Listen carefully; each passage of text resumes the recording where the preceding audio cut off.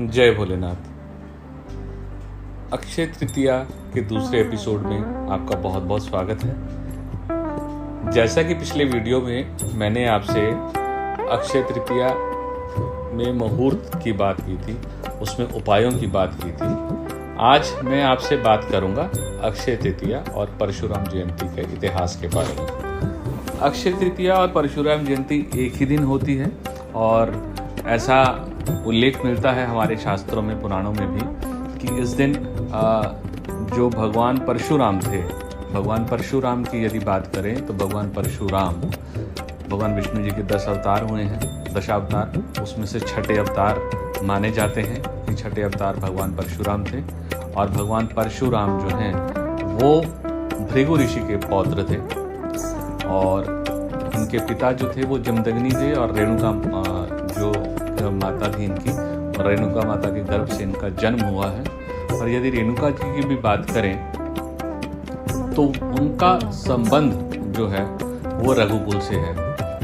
वो रघुवंश के, रघुकुल के 22वें राजा थे, तो इस प्रकार से इनका रघुकुल से संबंध पुराना रहा है।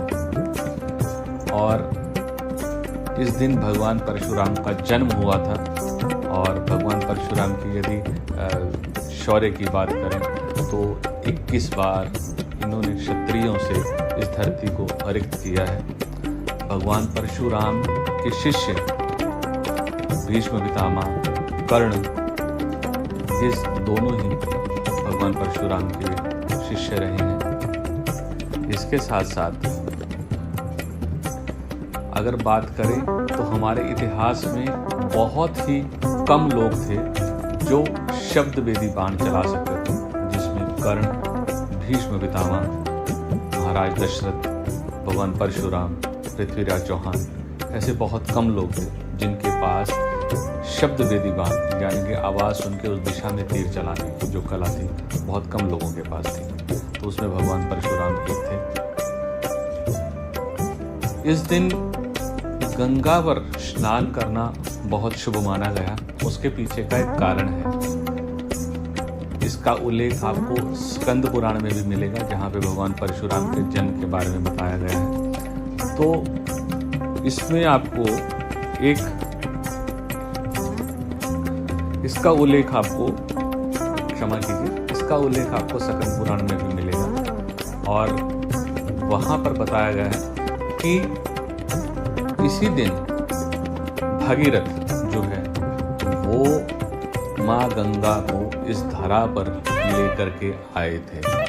और इस दिन गंगा पर या किसी भी तीर्थ स्थल पर स्नान इसीलिए किया जाता है ताकि पुण्य फल की प्राप्ति हो और हम अपने ज्ञात या अज्ञात रूप से किए गए पापों से मुक्त हो।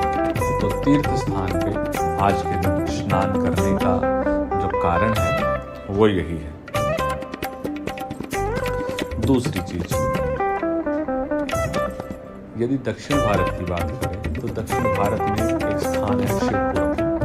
तो वहाँ पे ऐसा कथा आती है कि इस दिन इसका उल्लेख आपको शिव पुराण में भी मिलेगा, शिव पुराण की संहिताओं में भी मिलेगा यदि आप पढ़ेंगे। तो इसमें एक कथा आती है कि कुबेर ने इस दिन भगवान शंकर की पूजा की थी और भगवान शंकर प्रसन्न हुए थे उनकी पूजा से। और वरदान के रूप में जब उन्होंने बताया कि मुझे पुनः अपना धन संपत्ति पुनः वापस चाहिए, तो भगवान शंकर ने उन्हें प्रेरणा दी थी कि आप इस माँ लक्ष्मी का पूजन कीजिए। तो वहाँ पर आज के दिन पूजन किया जाता है।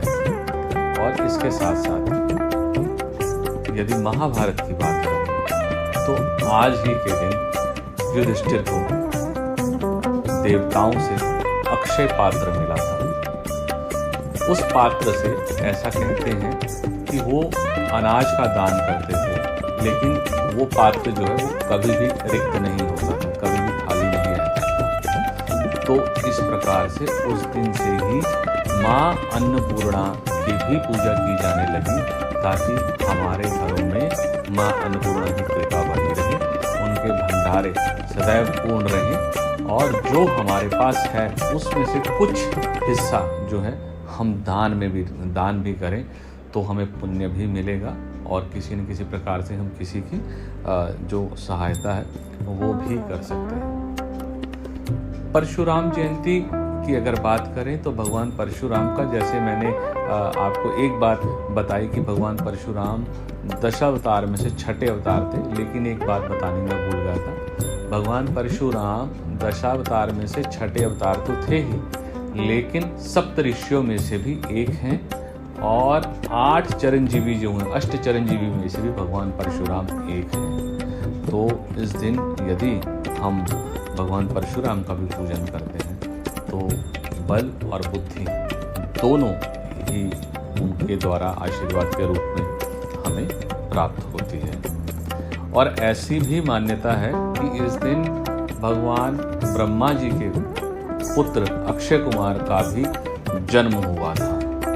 तो इसलिए ये तिथि बहुत प्रकार से विशेष है। तो इस दिन हम कुछ भी काम करते हैं तो उसका कभी भी क्षय नहीं होता।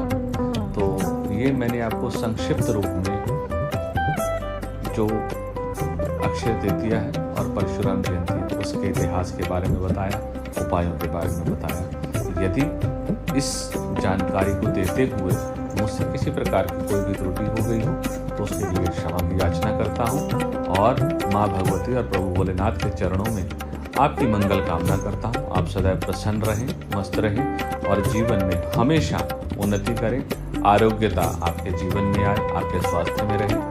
और एक निवेदन छोटा सा, अपना बहुत ध्यान रखिएगा क्योंकि कुछ लोग आपके साथ हैं जिन्हें आपकी बहुत आवश्यकता है और ग्रीष्म ऋतु आ रही है। तो हमें जो पक्षी पशु इनके लिए भोजन और जल की व्यवस्था करनी है, छाया की व्यवस्था करनी है, ये हमारा धर्म है।